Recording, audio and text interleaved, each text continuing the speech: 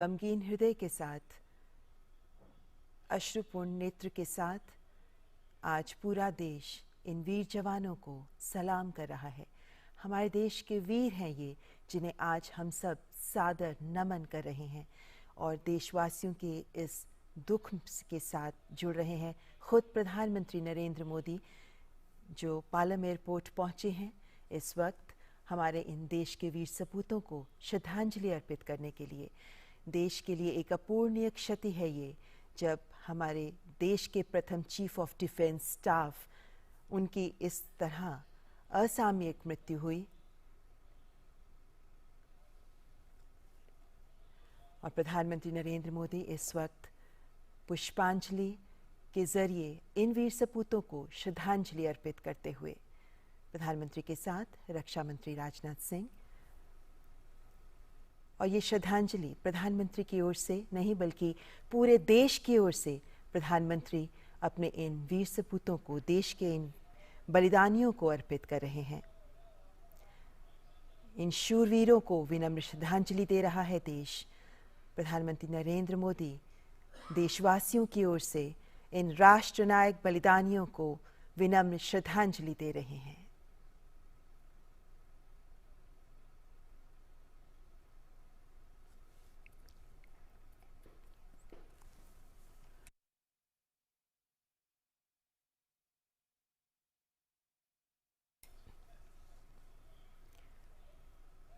Chief of defence staff Shri Bipin Rawat और उनकी पत्नी सहित सैन्य अधिकारियों का निधन अत्यंत दुखद और राष्ट्र के लिए अपूर्णीय क्षति है। प्रधानमंत्री नरेंद्र मोदी जनरल बिपिन रावत को पुष्पांजलि अर्पित करते हुए, श्रद्धांजलि अर्पित करते हुए, और अब उनकी पत्नी मधुलिका रावत जी को भी पुष्प अर्पित करते हुए, श्रद्धांजलि देते हुए,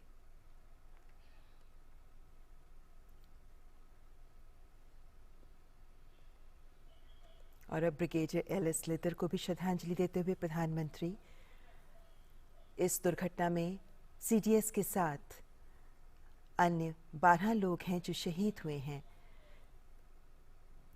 इनमें जनरल बिपिन रावत, उनकी पत्नी के अलावा brigadier L S. Lidder, lieutenant colonel Harjinder Singh, wing commander P S. Chauhan, squadron leader K Singh, Naik Gursewak Singh, Naik Jitender Kumar, lance Naik Vivek Kumar, lance Naik Sai Teja, junior warrant officer Das, junior warrant officer A Pradeep और हवलदार सतपाल, इन सभी को प्रधानमंत्री नरेंद्र मोदी पूरे देश की ओर से विनम्र श्रद्धांजलि दे रहे हैं।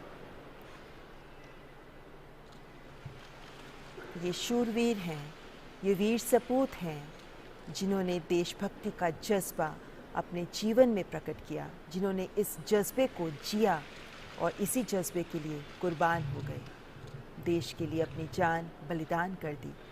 और आज तिरंगे में लिपटा इनका पार्थिव शरीर देशवासियों की आंखों में अश्रु तो ला रहा है, लेकिन साथ ही ये संदेश आत्मसात करने का भी आह्वान कर रहा है कि देशभक्ति के लिए जियो, देश के लिए जियो, देशभक्ति के जज्बे के साथ जियो। और इसी संदेश को आज हम सब के लिए ज़रूरी है आत्मसात करना। तभी देश के प्रधान सेवक प्रधानमंत्री नरेंद्र मोदी देशवासियों की ओर से इन सभी को नमन कर रहे हैं, श्रद्धांजलि अर्पित कर रहे हैं। देश के लिए एक भावुक क्षण है जब एक साथ अपने इतने वीर सपूतों को देश ने खोया। ऐसे में इनके परिवारजन, इनके परिजनों के साथ उनका दुख साझा करते हुए प्रधानमंत्री नरेंद्र मोदी।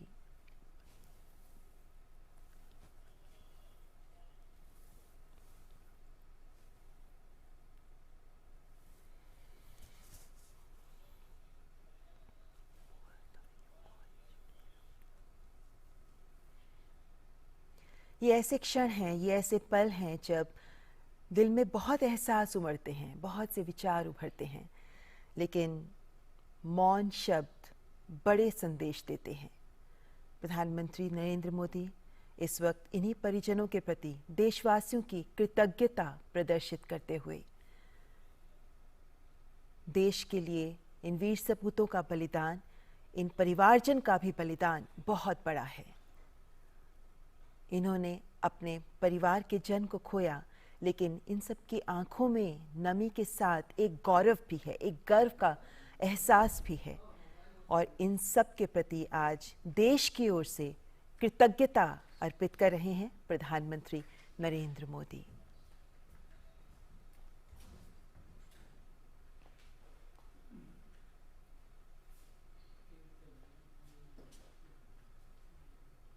आज एक अवसर जब पूरा देश इन्हें सलाम कर रहा है, एक अवसर जब इन वीर बलिदानियों को पूरा देश इनके प्रति कृतज्ञता महसूस कर रहा है, पूरा देश इनके बलिदान को समझते हुए इनसे देशभक्ति का सबक सीख रहा है।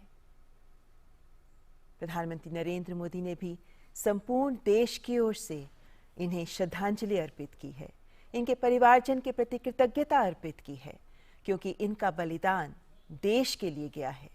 ये देशभक्ति का जो सबक सबको सिखा रहे हैं, आज हमें उसे आत्मसात करना चाहिए।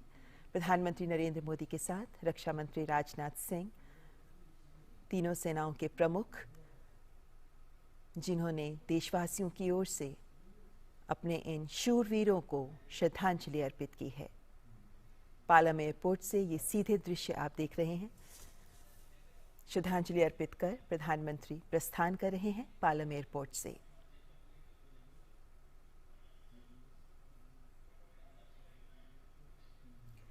यहाँ पार्थिव शरीर रखे गए हैं और इन पार्थिव शरीरों में जनरल बिपिन रावत, उनकी पत्नी मधुलिका रावत का पार्थिव शरीर भी मौजूद है।